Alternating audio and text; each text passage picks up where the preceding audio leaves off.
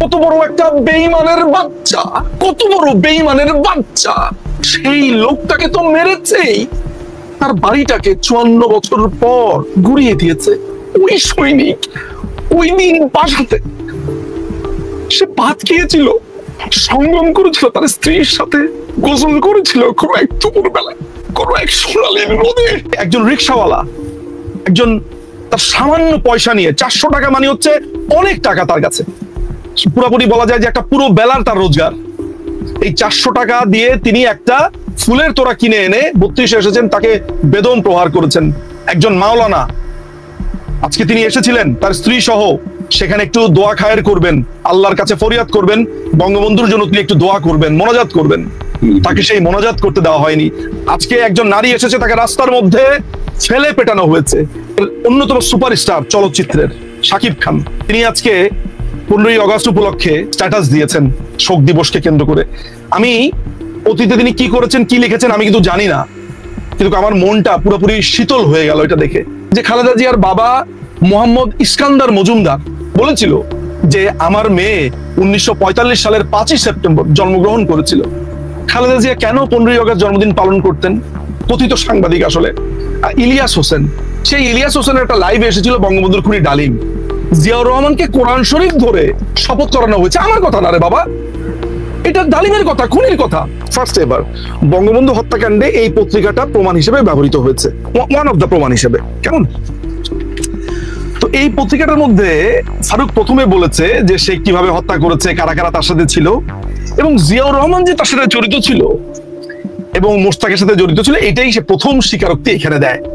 Sunday Times একটা interesting কাজ করেছে, ও সিগনেচার শুদ্ধ নিয়ে নিয়েছে। এই সাইনটা সে করেছে হচ্ছে 26 তারিখে, 26/5/1976, সৈয়দ ফারুক রহমান, নিচে উপর দিয়ে সিগনেচার, নিচে মানে সানডে টাইমস কোন রকমের ফাঁক ফোকর রাখেনি, তার নিজের হাতে সাইন করে নিয়েছে, তাকে তার অনুমতি নিয়ে নিয়েছে। এবং সেই সময় তো ফারুক মনে করতো যে বঙ্গবন্ধু হত্যাকাণ্ডের বিচার করবে, এটা তার কাছে একটা অলিক ঘটনা। এই যে দেখেন এখানে একটা ডকুমেন্টস আছে, দেখেছেন? এই ডকুমেন্টসটা হচ্ছে 1979 সালে 5ম সংশোধনী যখন পাশ হয়েছে, সেই সংশোধনী পাশ হওয়ার সময় কে কি বলেছে না বলেছে, ওই ইন্ডেমনিটি অধ্যায় সবকিছু এর মধ্যে আছে। এইটা আমি ফটোকপি করে ফেলেছি। দেখেন, শাহজাহান সিরাজ পরবর্তীকালে বিএনপি রাজনীতি করেছে, তার ভূমিকা, ওই বিএনপিও তো 6-9 করেছে, ইন্ডেমনিটি অধ্যাদেশ আর পরিবর্তন করেনি, বিট্রে করেছিল বাংলাদেশ আওয়ামী লীগের সাথে নানান ভাবে। কিন্তু আমি সেই প্রসঙ্গে যাব না, কিন্তু সেই দিন তিনি প্রতিবাদ করেছিলেন ঠিক আজকের মতো।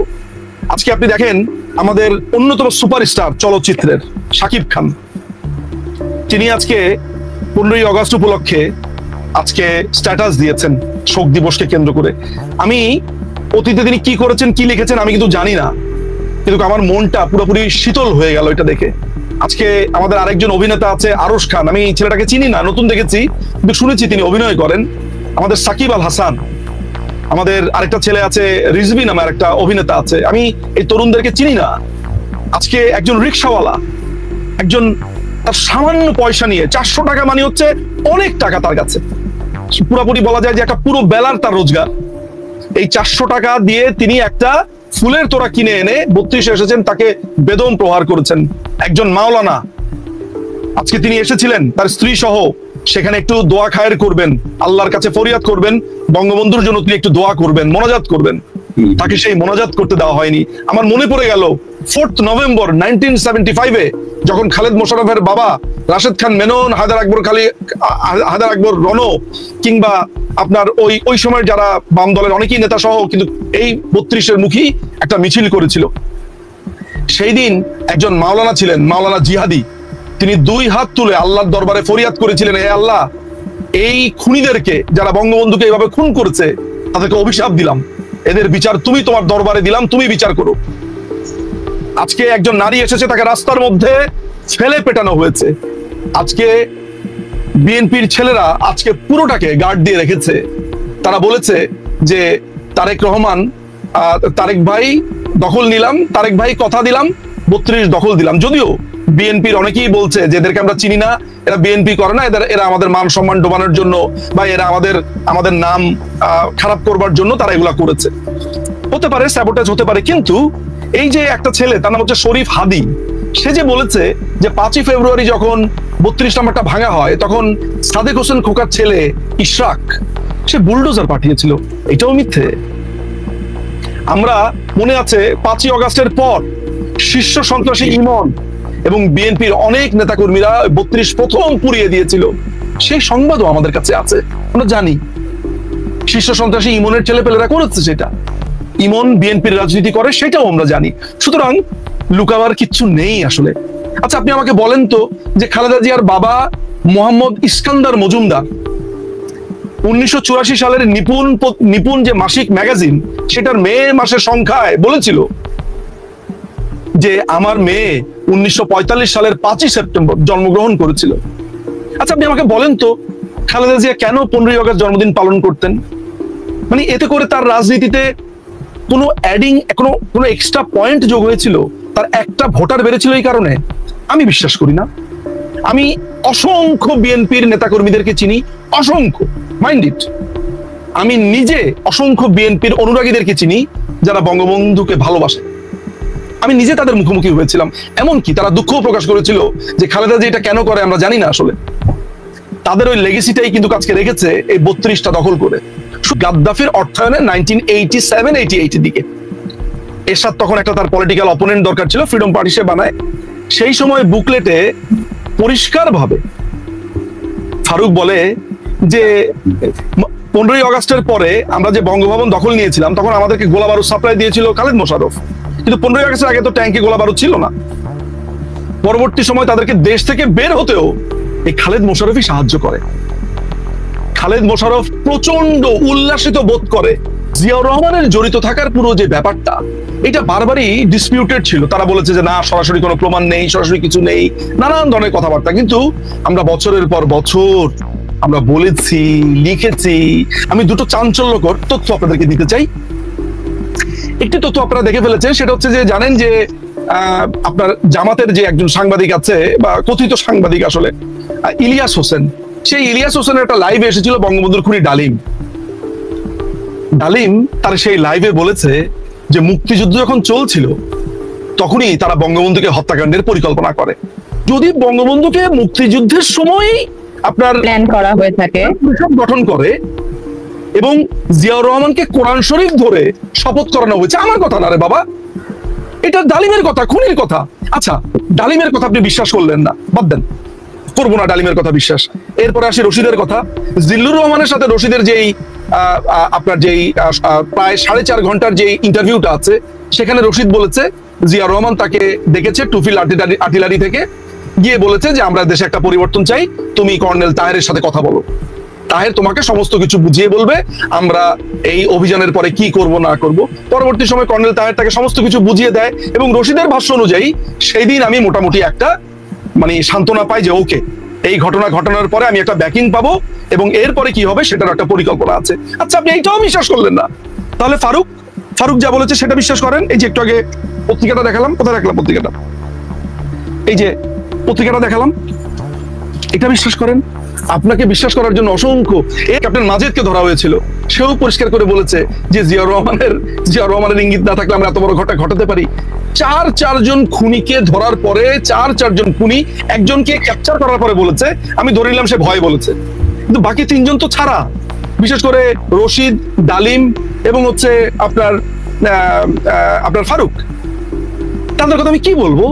আচ্ছা এরপরে ইন্টারেস্টিং পার্ট যেটা আছে, 1992 সালে 13ই জানুয়ারি সাপ্তাহিক পূর্ণিমা এই ম্যাগাজিনের জানুয়ারি 13 সংখ্যাতে